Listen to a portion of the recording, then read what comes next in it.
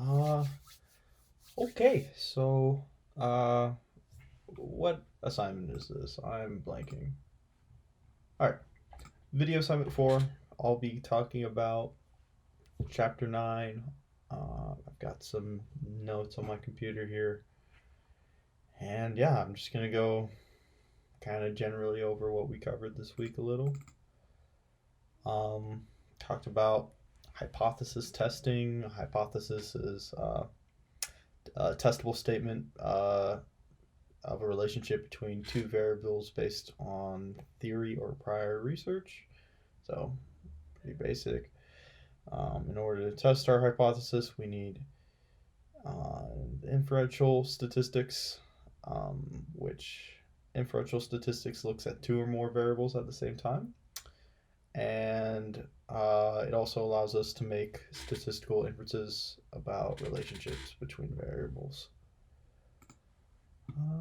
Let's see what else we got. We have the null hypothesis, or H0, um, that states that there is no relationship between two variables.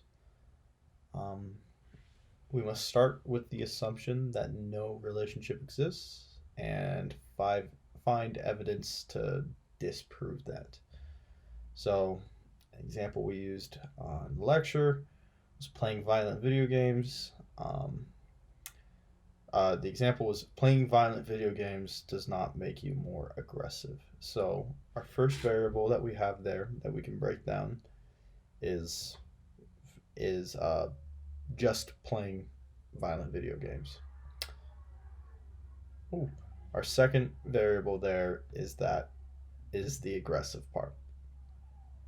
So and that's pretty interchangeable. You could say that about a lot of things. Um, but that's basically uh, what we're using our null hypothesis for. Okay, here. Um, we have our alternative hypothesis, which is what our researchers will think the relationship will look like. And then directional hypothesis, which is your one-tailed. Um, so basically, there's only one possible outcome. So, like another example we saw was violent gameplay will cause more aggression than non-violent gameplay. That's one-tailed. There's like only one hypothesis there. A non-directional hypothesis or a two-tailed is something like there will be a difference between violent and non-violent gameplay. So you see, you have two possible options, and then basically we're doing all this so that we know whether we're supposed to reject our null hypothesis or if we're going to keep it. All right. Sorry, I'm a little lost. Large scale quantities that our results are based on chance. Okay, just more stuff from the lecture talking about the role of chance and randomness. The largest concern with quantitative data analysis is that our results are based on chance, and we want our results occurring by chance to be so small that we feel confident about our findings. Basically, we don't want outliers and stuff like that in our data. We want to have confidence about our results and what we're saying, so we don't want chance to be at play. Okay, and then we talked about probability and hypothesis testing. Uh, where am I? Okay. Whether we, whether or not we fail or fail to reject the null hypothesis depends on probability that we're retaining our results by chance.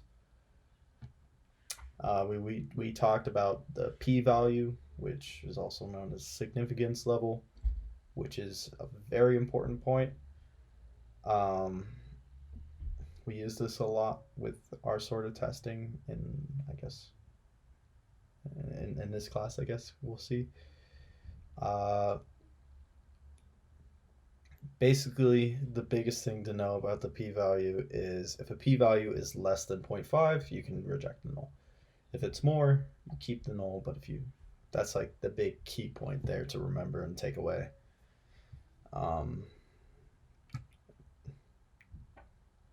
Yeah. And we're not calculating all this also, which is really nice, I want to say, because I took stats last semester and I hated it. So it's nice that I don't have to do any of the math on like paper and pen, you know. We're talking about the more normal curve more, uh, and how that would apply to the p-value. And basically,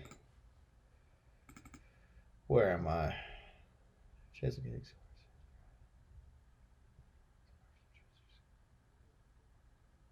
Oh yeah. Okay. So, and then we have our normal curve, which of course is what you'd expect. 95% of it is what we're looking for, but here we see chances of getting scores are 5% or less. Therefore, is a 5% chance your score would fall regardless of treatment. Basically, what this part of the lecture was saying. Okay, uh, sorry for that cut there. My recording stopped for some reason. Um, Basically, what I was saying is talking about the normal curve and the importance of the p-value.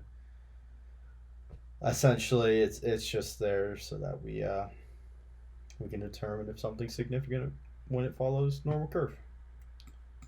Okay, and then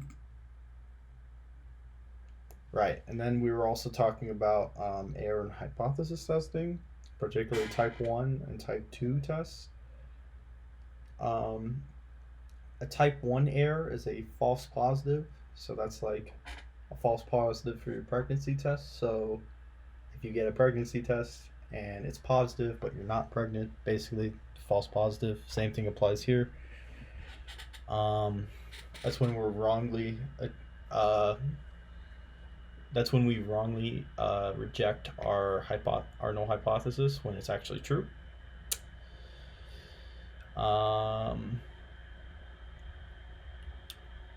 A p-score of less than 0.05 means that there are fewer than 5 in 100 chances of a type 1 error.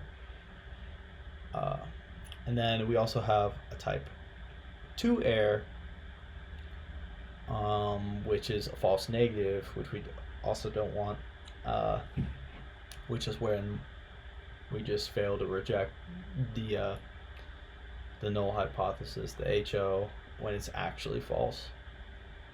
And obviously don't want that happening either. So that was majority of our notes that we talked about in our lecture video. Sorry, I'm just a little lost. What else we talk about? I don't know. How's everyone's week?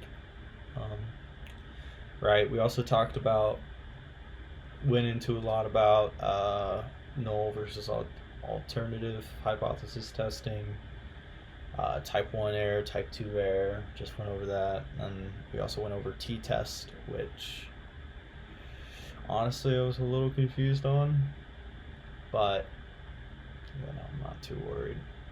I think we'll all figure it out in the end. But I think that's about everything. I'm looking back and forth a lot because I have two screens. But anyways, yeah, that should do it for this week. Cool.